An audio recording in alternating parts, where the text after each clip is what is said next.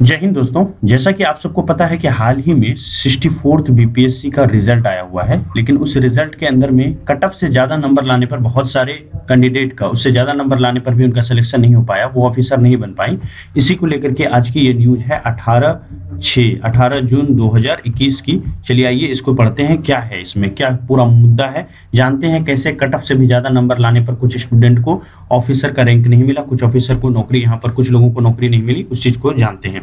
चलिए न्यूज को हम लोग पढ़ते हैं, अगले आप 5 मिनट तक बने रहिएगा। इसके बाद ये न्यूज जैसे ही खत्म होगी इसमें हम लोग डिस्कस करेंगे कैसे 67th जो वैकेंसी आने वाली है ना, उस वैकेंसी की कैसे तैयारी करें हम लोग, इन सब चीजों को हम लोग यहाँ पर देखेंगे। ठीक है, चलिए न्यूज को पढ़ते हैं। देखिए यहाँ पर न्यूज है, कट ऑफ से अधिक अंक लाने पर भी नहीं बन सके ऑफिसर, है ना। तो यहाँ पर देखिए बिहार लोक सेवा आयोग यानी बीपीएससी जो है 64वीं मुख्य प्रतियोगिता परीक्षा में कई अभ्यर्थी ने कट ऑफ से अधिक अंक लाया, फिर भी इसके बावजूद उनको नौकरी से हाथ धोना पड़ा। आयोग के अनुसार 5 अभ्यर्थी ऐसे हैं जो कट ऑफ से अधिक अंक मिले हैं जिनको, लेकिन उनका चयन फिर भी किसी पद पर नहीं हो पाया।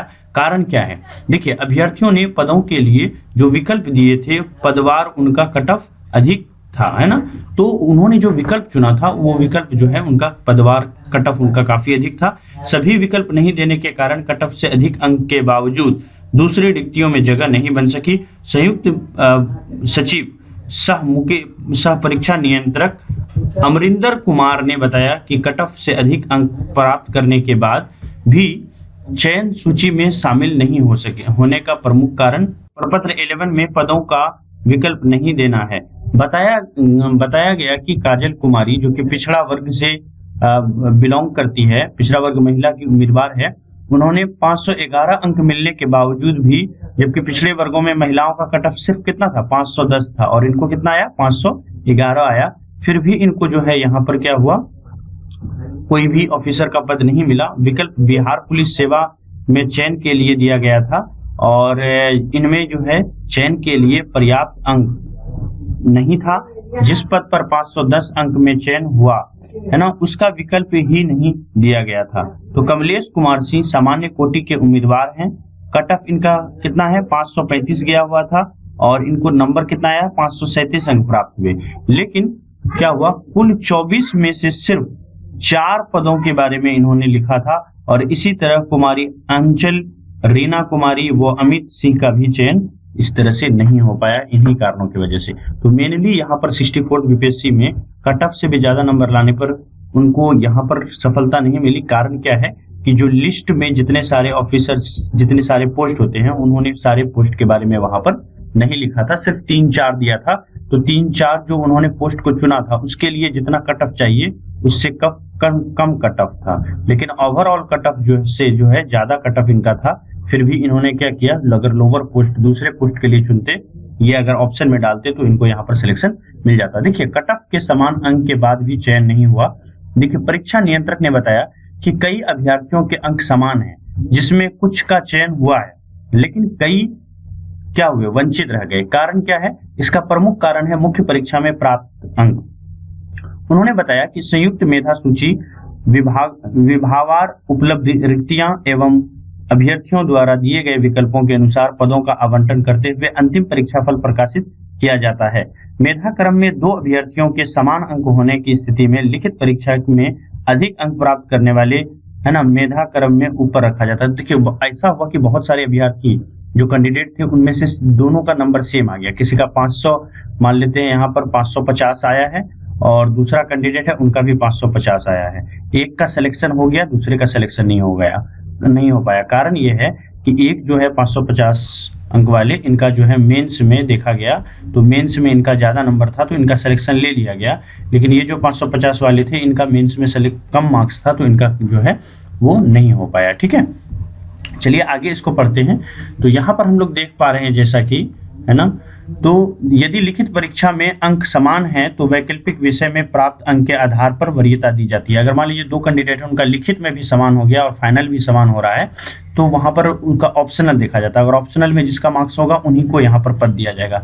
वैकल्पिक विषय में भी समान अंक होने पर अधिक आयु वाले ऊपर रखा जाता है। अगर मान लीजिए किसी का ऐसा हो जाए कि भैया फाइनल कट ऑफ में भी मार्क्स बिल्कुल बराबर है।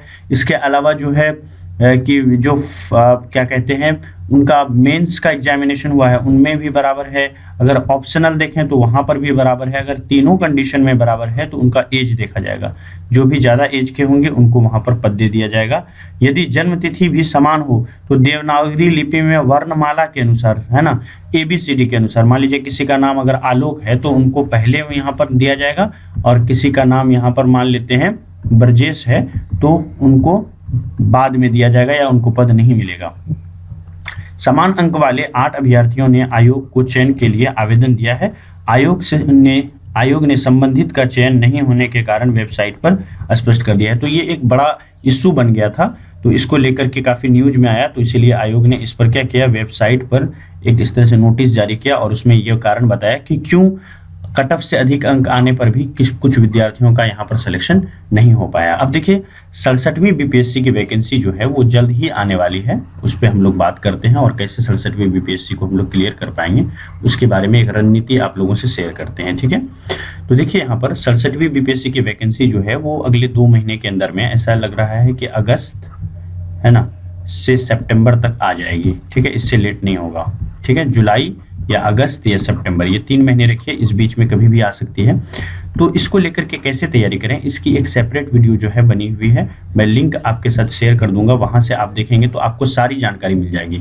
जैसे किस सब्जेक्ट, कौन कौन से सब्जेक्ट होते हैं, किस सब्जेक्ट से कितने मार्क्स का पूछा जाता है ना, ये सारी नॉलेज जो है आपको वहां पर मिलेगी। कैसे किस सब्जेक्ट की तैयारी करें, पीटी के लिए क्या हमारा रणनीति होना चाहिए और मेंस के लिए क्या होना चाहिए, अगर मान लीजिए दोनों को मिला के अगर करना है तो पीटी और मेंस के साथ साथ तैयारी कैसे करें, वो सब कुछ इस वीडियो के अंदर में बनाया है।